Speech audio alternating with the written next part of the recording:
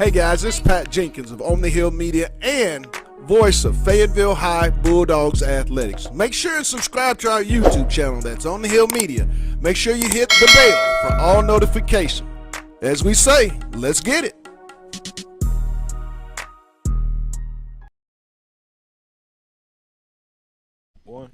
And welcome in here live. We are back after a great Thanksgiving holiday weekend. We just took a couple days off after a very exciting but very kind of tiring, wouldn't you say, D, football season that we seem to go through. Demetrius and I, we do a lot year-round, and it's not very often we get a chance to just step away and just kind of exhale a little bit. So that's what we did, and we are back, and boy, do we have a lot of stuff going on, Demetrius, Mr. Johnson.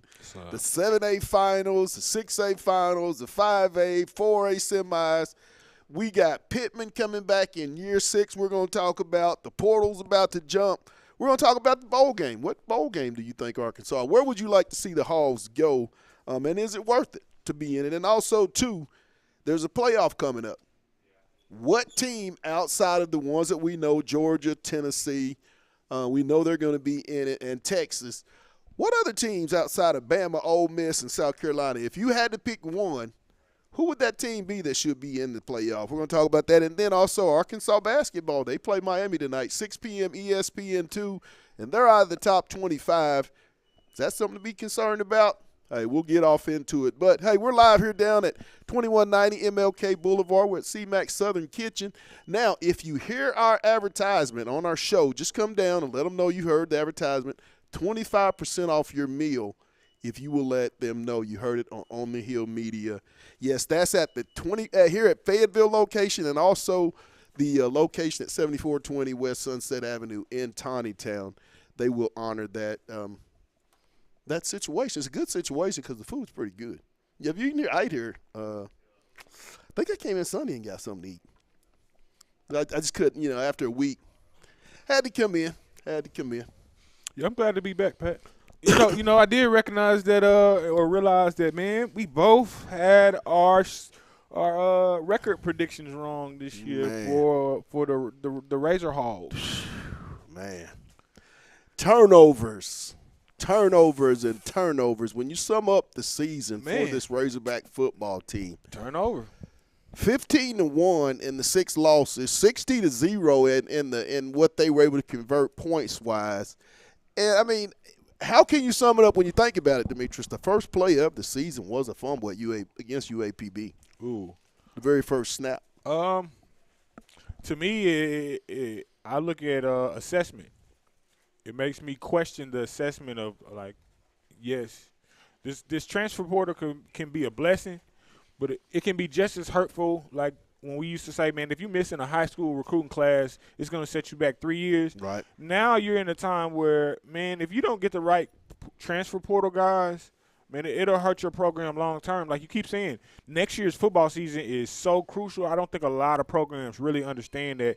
If you can't assert yourself to that top echelon level of programs, next year it's going to be hard to compete once they level these things out. It's going to be certain ways these players want to go play for it. It's going to be certain programs and coaches that guys are already identified with. So, again, next year for the Razorbacks is going to be crucial. I think, like I said, with the transfer portal, and I think really when we say that, this NIL deal is really gotten to a point where whoever thought that a college athlete would make more than his head coach? I mean, who would ever think that? Yeah, that is. I mean, that's mind-boggling. Who would ever think a college athlete would make more than a professor? Somebody that went to school, got a degree, been in this thing for years, and then all of a sudden NIL hits and he's making more than he or she's making more than their professors. I think with that going on, and you have revenue sharing, which I'm pretty sure will be passed, that's going to even the playing field tremendously. I don't think people understand how big that is going to be going forward, because now you're thinking about, with so much revenue sharing, ADs aren't going to have to go out and fundraise as much. They'll have that pool of money that they know they're going to have, and that's just going to be for all the athletes in your athletic department. So if you give me $20 million in a revenue sharing, I'm going to have somewhat – I'm going to be all right. And I think Arkansas is going to be one of those schools that really could benefit and should benefit when this revenue sharing thing gets passed here in the coming months. I think it's going to be probably around April. So so I think with that being said, NIL deals, people, you better strike while you can. The highest bidder will get those players, and you will see when we get into next season who did the best negotiations in the offseason. I mean, I think that's what's big, and I think what I think Arkansas is going to have to do, if you're Arkansas, you go JUCO and you go transfer portal. I think if I'm Coach Pittman and that staff, that's how I'm going to recruit for this year's roster. I've got if you can sign the 23 kids that you have committed tomorrow, which is the beginning of National Signing Day, a 30-day period where it's open, where young men can sign early. Then you have to hit that JUCO and transfer portal, which opens on December 9th, a week from yesterday. Pat, I just want to slide you this before I say my comment. So this is what my buddy texted me over the weekend. He just texted me that over the weekend. I can see that. Okay. I can see that. Now this is going to make what you're going to see is Arkansas is starting to see that this is going to go to a buying business. Yes. And I think you can't have the top retail store in the world, Walmart, and not have common sense and have connections with guys that know how to negotiate, that understand the trends, that understand now.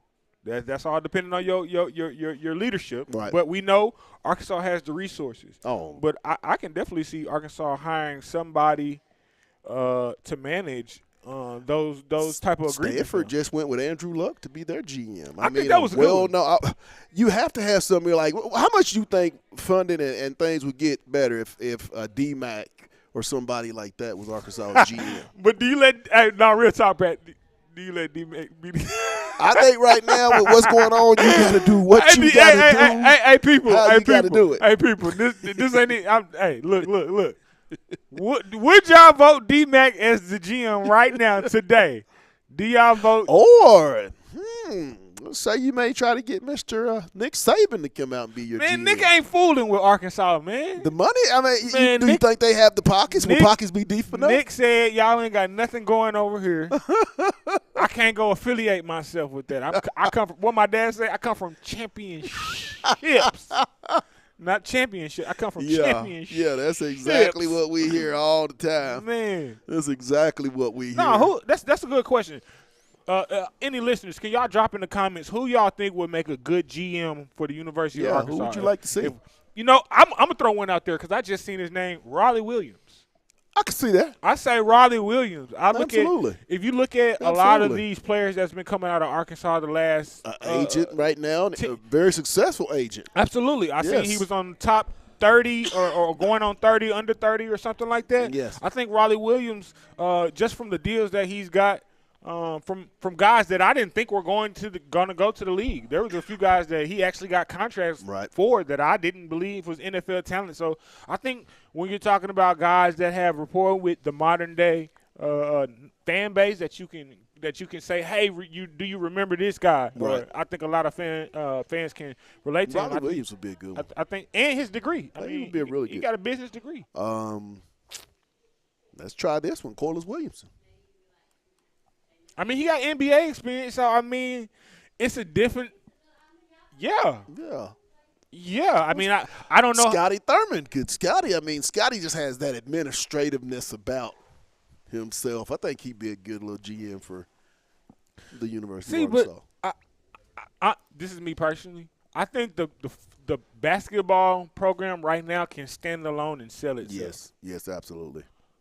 I feel like the GM that we have to go in right now, it really needs to be geared towards football because that's your other mega sport. You know what I mean? I don't want to take away from basketball, women's basketball, or even baseball, but I think when you're talking about generating revenue, you got to get that football program right. Yeah, it would have to be somebody like a DMAC or a who else could we throw out there? Who else would you think of to be a good GM for the University of Arkansas? Matt Jones? Nah, I'm not. Quinn Grovey, of course, he seems always – that name always seems to come up. Nah, Quinn's cool. I just – I can't go Quinn. That's a good question. Who would y'all like to see? I can't go Quinn. Please share with us. I mean, who would you like to see as the I'm Arkansas going Joe GM? Johnson. I'm going Joe Okay, Johnson. okay. I'm going to tell you why I'm going Joe Johnson.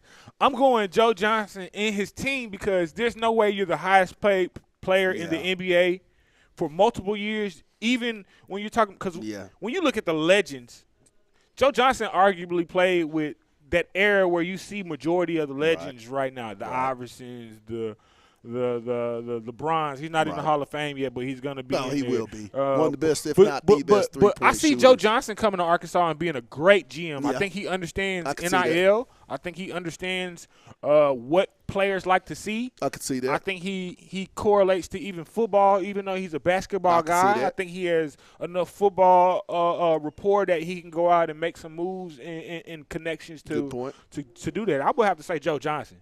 That's a good one. I'm going to say Joe. Hey, we're going to take a real quick break. We'll let you think about it and share who you would like to see. And then we got a whole bunch more. Coach Pittman has come out announcing, we kind of alluded to this several weeks ago, that he would be back for year 6. How do you feel about it? Is that a good thing? How do you feel? We'll tell you what we think, and then we'll let you get your thoughts. It's On the Hill live. It's talking season, and we're down at C-Mac Southern Kitchen. We'll be back. Hey guys, this is Pat Jenkins of On the Hill Media and voice of Fayetteville High Bulldogs Athletics. Make sure and subscribe to our YouTube channel. That's On the Hill Media. Make sure you hit the bell for all notifications. As we say, let's get it.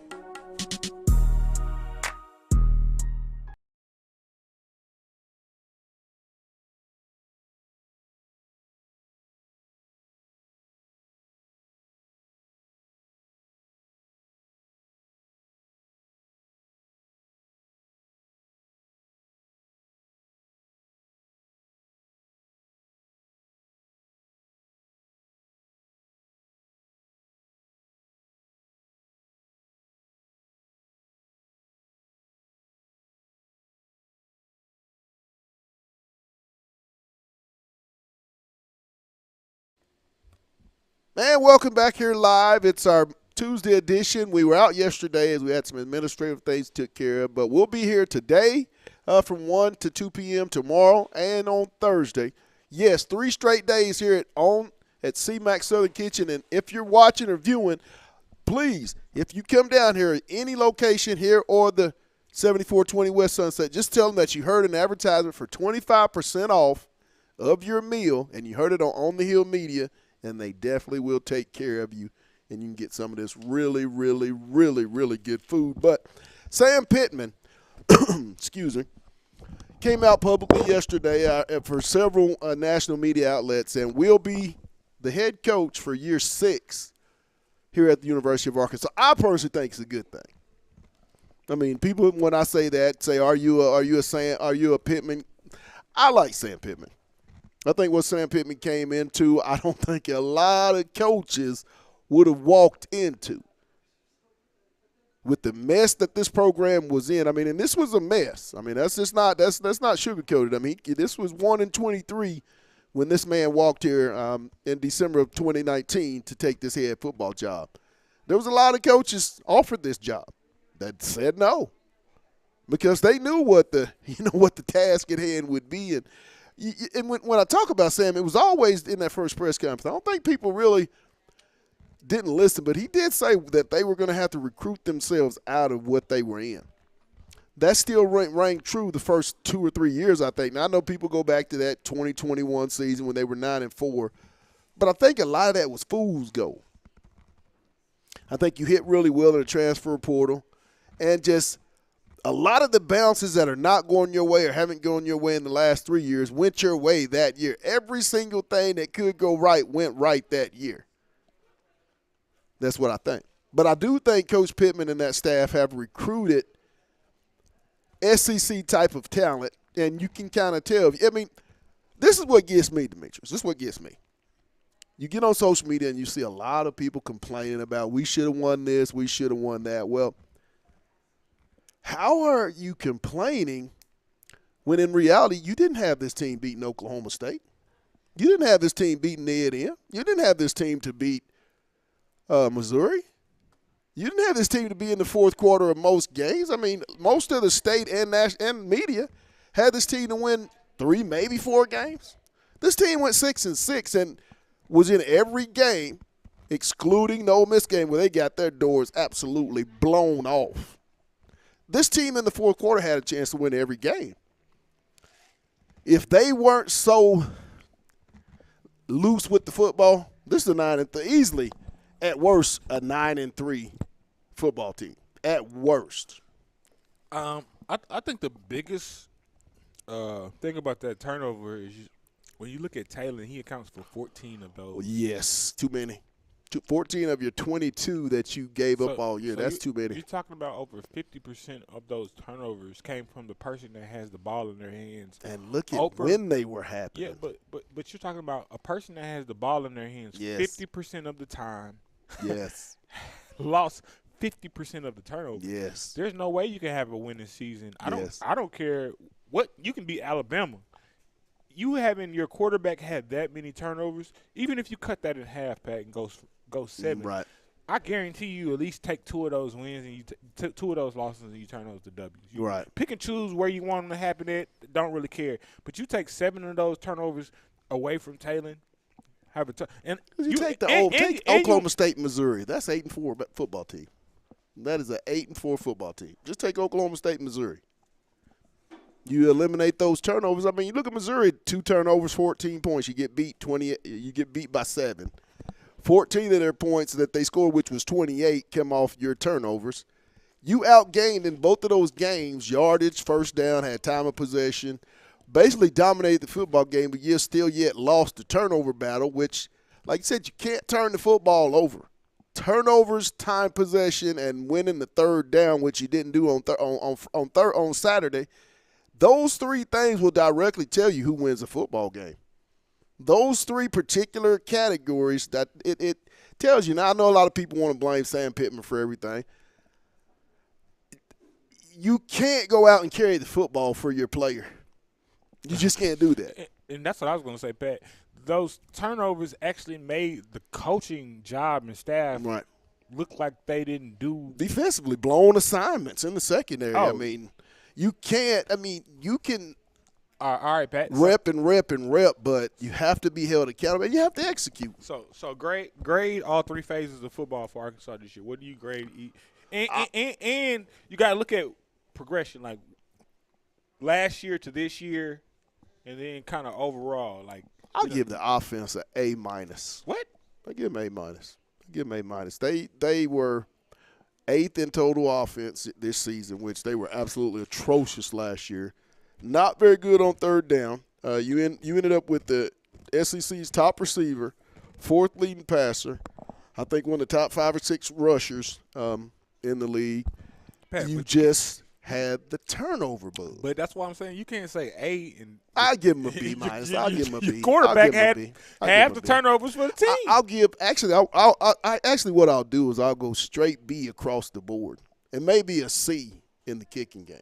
I have to go B- in the kicking game, B, and B-. I have to give the coaching a A-. That's what I'll have to do because there were still some things that could have been coached up a little better, but you give them an A- because you do see that they are vastly different from what they were last year. I mean, it's like night and day. If you're watching the show, drop in the comments. Let us know what you graded the coaches. I'm gonna grade the offense. I'm gonna say B-. Okay, that's fair. I'm gonna say B-. I didn't see the sacks also. Yep, that's protection what of the quarterback. hold on, that's where I was going. Protection of I the didn't quarterback. really see the growth in the offensive line that I wanted to see with all the hoopla about the transfer portal and these guys coming in and the difference. Now, yes, overall from a statistical standpoint, yes, we did show improvement, but I think from when I say eye test of looking at what's across the board from the SEC and where we are now with the transfer portal and how much it's going to not only affect Arkansas, but we got to think how much better these other teams that are already good, and then they're getting to restock again. Because now it's like now you're talking about this is legit free agency. Hey, good players moving around now. This is acquisition business. And we mentioned that years ago, Demetrius, that we were heading into the acquisition business. No longer can you use the R word. It's not recruitment. No. That's crazy how we know what that is. You're making a business transaction. is what you're doing. You're negotiating with with another party, an agent. 9 times out of 10, that's not recruiting. Recruiting's when I go to the kid's house and I go to the parents' house and I'm talking to their parents, and there's no third party in a suit and tie with a briefcase and papers that I need to sign. No, it's the acquisition business. Is it hard to deal with? And I think to the normal fan, the traditional fan, yeah, it's tough, but it's reality. This is where we're at. This is where we at. Hey, we're going to take another quick break, and then, hey, do chime in and let us know how you feel about Sam Pittman getting a year 6. Also, too, what was the other one you want him to get? I want you to give us the grades for all the coaches for the special teams, offense, and defense. Let us know your grade for the coaches. And our third one, the portal opens. The transfer portal, which we all know, to me, it's the biggest transfer portal episode coming up for the Arkansas football program, in my opinion. Opens up on Monday. When you think about this team and you're looking at it, what would you like to see Arkansas come out with it? What positions or what are the needs that you want to see the Hogs bring in the transfer or in the acquisition season? That's what we'll call it. But we'll be right back. We got a whole bunch more to talk about. Hogs play tonight. We'll get your thoughts. It's On the Hill live from C-Mac Southern Kitchen. Hey guys, this is Pat Jenkins of On the Hill Media and voice of Fayetteville High Bulldogs Athletics. Make sure and subscribe to our YouTube channel. That's On the Hill Media. Make sure you hit the bell for all notifications. As we say, let's get it.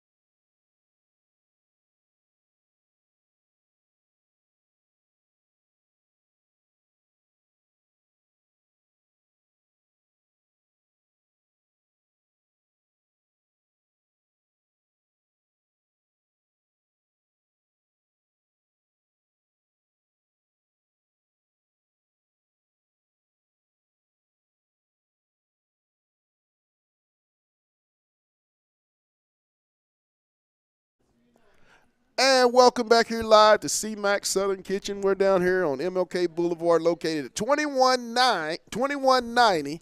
Once again, if you are listening to the show, and if you'll come in and let them know that you heard this particular advertisement on the Hill Media, you will receive 25% off of your meal. I think it's going to be worth it because they got a lot of good food in here. I'm telling you, Demetrius and I, if we haven't had everything, real close. Real close. But it's just it's made Southern at heart, and it is just that good. Come down and see DeChrista. I was about to say I didn't have the tacos, but I had the tacos. So. Yeah, I know you had the tacos. So, yeah, I don't pretty much had everything just about on. Yeah. Yep. Hey, the corn nuggets, the street corn, the mac and cheese, fries. Hey, y'all got to get them sauced up wings, though. I'm telling you, got to get them wings with the sauce on it, baby. Arkansas basketball, not in the top 25 this week. Ooh. Don't really think. To me, I'm not really concerned. They travel and play tonight at the Miami Hurricanes. First time ever playing, I think, Miami, I believe, in a regular season game. 6 p.m. ESPN2 for those that are wondering where you can catch that game. But Pat, is that worrisome to me? I think this basketball team is going to get a lot better, and I think people are really overreacting. I think people just see the name John Calipari and just assume that we're just going to walk in and magic's going to happen. And he said before, he's not a magic wand. I mean, this team is just now being able to practice 9 full guys over a last week and a half. I mean, it takes time to get that chemistry. And I have no doubt in my mind when they get to conference season, this team will be ready. This team will be ready. I mean, you can't beat a team also that shoots 15 or 30 from the three-point line.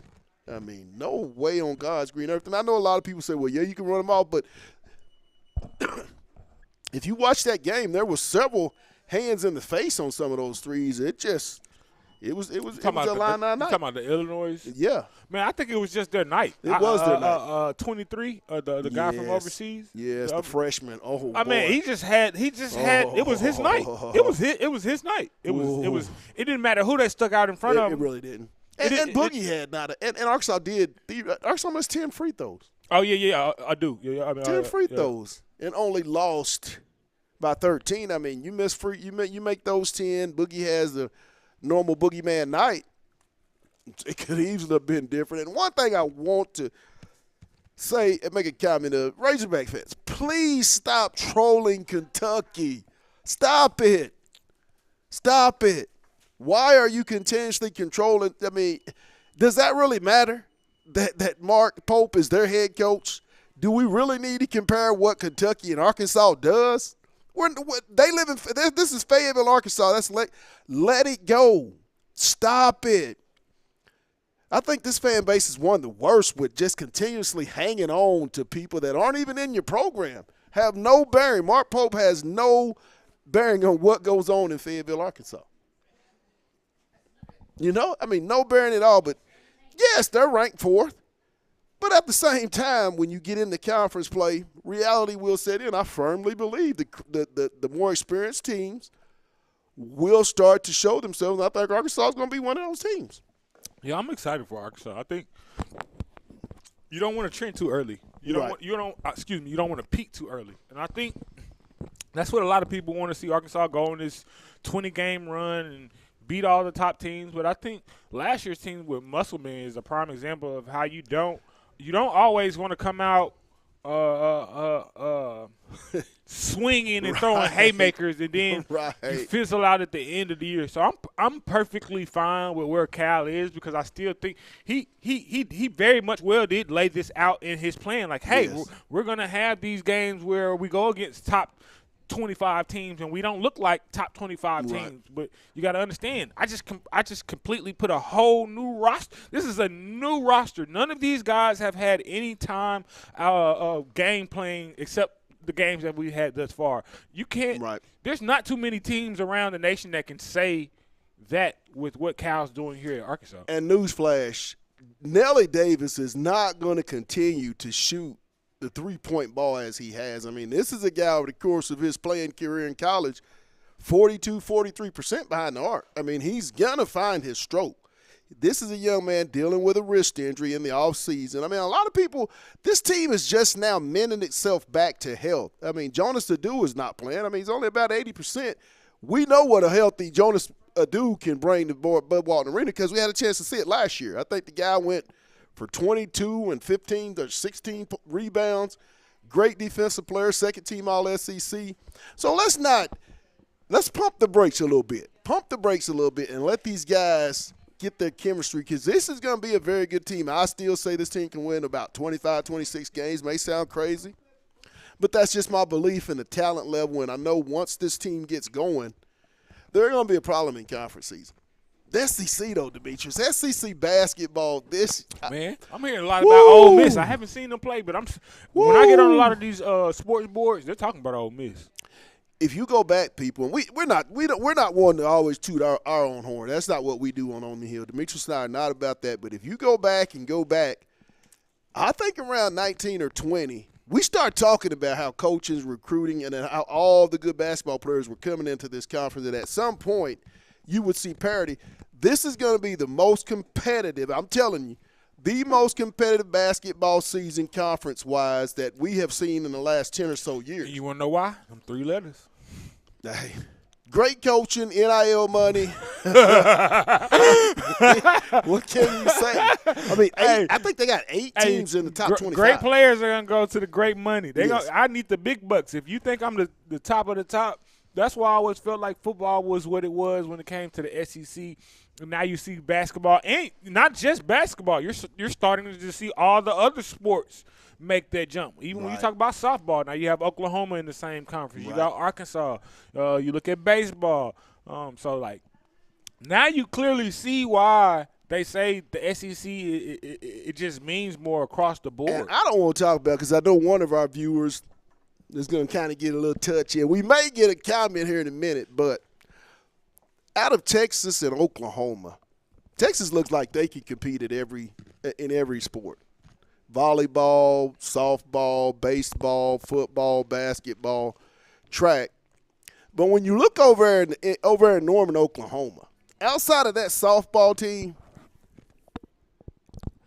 it's going to be tough for them to get acclimated to the SEC. I think it's going to take a few years of recruiting for them, in particular in football. I think they did the best thing they could have done was beat Alabama.